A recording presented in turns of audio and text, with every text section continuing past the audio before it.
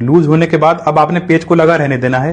तो अब आप देखें इस तरह से रॉड ऊपर नीचे हो रही है। अब आप देख सकते हैं इस तरह से कि शटल घूमने लगा। दोस्तों अगर आपकी मशीन भी कुछ इस तरह से टाप कर रही है, यानी कि बड़े बड़े टाप कर रही है, या आपकी मशीन धागा तोड़ रही है, तो इसको हमने कैसे सेट करना है, आज के वीडियो में हम आपको शटल की और गज की टाइमिंग मिलाना बताएंगे। तो शटल की टाइमिंग मिलाने के लिए हमने सबसे पहले ये वाला रॉड चेक करना होगा। ये रॉड ज्यादा नीचे तो नहीं है या ऊपर तो नहीं है, क्योंकि होता क्या है कभी कभी मशीन चलते चलते ये रॉड ऊपर को हो जाता है। तो ऊपर को होने की वजह से आपकी सिलाई मशीन सही नहीं चलती है और कभी कभी ये रॉड घूम भी जाता है। तो अब हमने ये कैसे पता लगाना है कि हमारी ये रॉड ऊपर है या नीचे है। तो हमने यहाँ पर निडल को नीचे लेकर आना है। तो अब आप यहाँ पर ध्यान से देखेंगे, ये देखें इस तरह से, तो देख सकते हैं कि निडल की नोक नीचे आ चुकी है ना। तो बस आपने यहाँ पर ये चेक करना है, जो निडल का होल होता है जहां से हम धागा डालते हैं, तो ये होल दिखना चाहिए सामने में कुछ इस तरह से। ये देखिए अब यहाँ पर ये थोड़ी सी नोक दिख रही है तो होल ऊपर हो गया। तो समझ लीजिए आपका गज ऊपर है, आपने नीचे करना है। तो अब जैसे कि मान लीजिए ये जो निडल की नोक है ये ऊपर है, तो हमने इसको नीचे कैसे लेकर आना है और कैसे सही करना है। तो देखिए हमने उसके लिए सबसे पहले क्या करना होगा, ये वाली प्लेट खोल देनी है। तो हमने ये पेज लूज करने के बाद इस तरह से इस प्लेट को उठा देना है, पेज को लगे रहने देना है।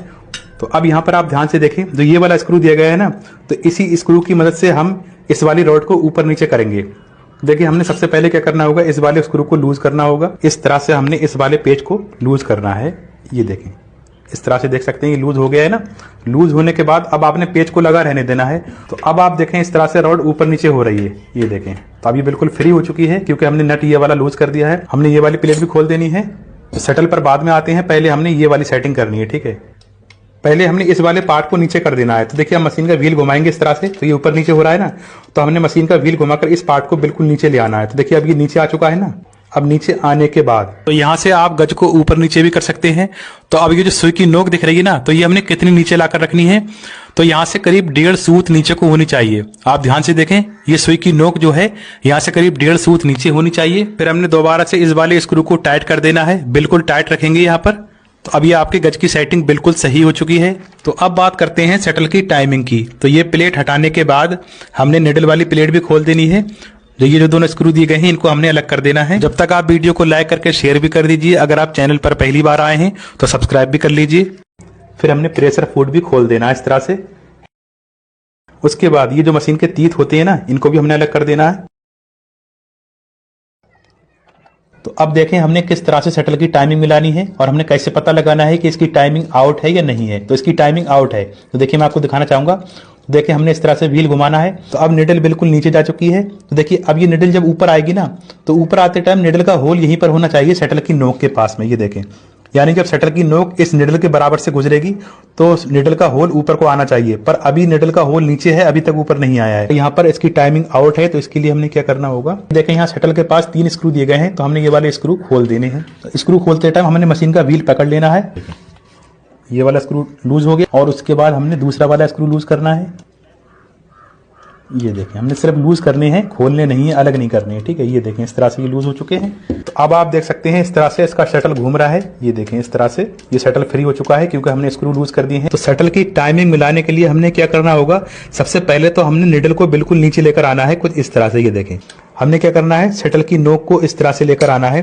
तो ये जो शटल की बाहर वाली नोक है, तो ये निडल की सेंटर में होनी चाहिए। उसके बाद हमने एक स्क्रू को टाइट कर देना है, यहाँ से इस तरह से हमने टाइट करना है। ये देखें सिर्फ एक स्क्रू टाइट करना है थोड़ा। अब आप देख सकते हैं इस तरह से शटल घूमने लगा है। ये देखें अब जैसे ही शटल की नोक निडल के बराबर से आती है, तो वैसे ही निडल वाला होल ऊपर को जा रहा है। ये देखें, तो अब देखिए यहाँ पर भी आकर आप चेक कर सकते हैं। अब देखिए जो ये वाला पेज आ गया, तो इस पेज के आते ही हमारी निडल शटल से ऊपर उठ चुकी है। ये देखें, तो इस तरह से आप शटल की टाइमिंग सेट कर सकते हैं। उसके बाद हमने ये वाले स्क्रू टाइट कर देने हैं। उसके बाद मैं आपको आगे बताऊंगा आपने क्या करना है। ये देखें अब 3 स्क्रू टाइट हो चुके हैं। उसके बाद आपने यहाँ पर एक चीज और चेक करनी है। आपने यहाँ पर ये देखना है निडल और शटल की नोक के बीच में गैप कितना है। यहाँ पर गैप नहीं होना चाहिए। शटल की नोक और निडल बिल्कुल बराबर से होने चाहिए, बिल्कुल हटकर नहीं होने चाहिए। ये जो शटल की नोक होती है और ये जो निडल है, तो ये शटल की नोक के बिल्कुल जस्ट बराबर से चलनी चाहिए, ना कि टकराकर चलनी चाहिए, ना कि हटकर चलनी चाहिए। अगर ये नोक हटकर चलेगी तो समझ लीजिए आपकी मशीन टाप करेगी, और अगर टकराकर चलेगी तो आपकी सिलाई मशीन धागा भी तोड़ेगी और आपकी निडल भी टूटती रहेगी। तो जैसे कि मान लीजिए आपकी निडल इधर को है, बाहर की ओर है, तो आपने क्या करना होगा, तो आपने हथौड़ी लेनी है इस तरह से और यहाँ अंदर वाली साइड में मारनी है, ठीक है। जैसे कि मान लीजिए आपकी निडल शटल की नोक से टकरा रही है, बिल्कुल मिलकर चल रही है, तो आपने थोड़ा सा हटा देना है इस तरह से बाहर की ओर। ये देखिए ये देखें इस तरह से आपने बाहर को कर देना है। फिर उसके बाद हमने ये तीत भी लगा देने हैं, इसके दांते लगा देने हैं सेम पहले जैसे। तो ये सेटिंग करने के बाद जब आप मशीन चलाएंगे तो आपकी मशीन सही चलेगी।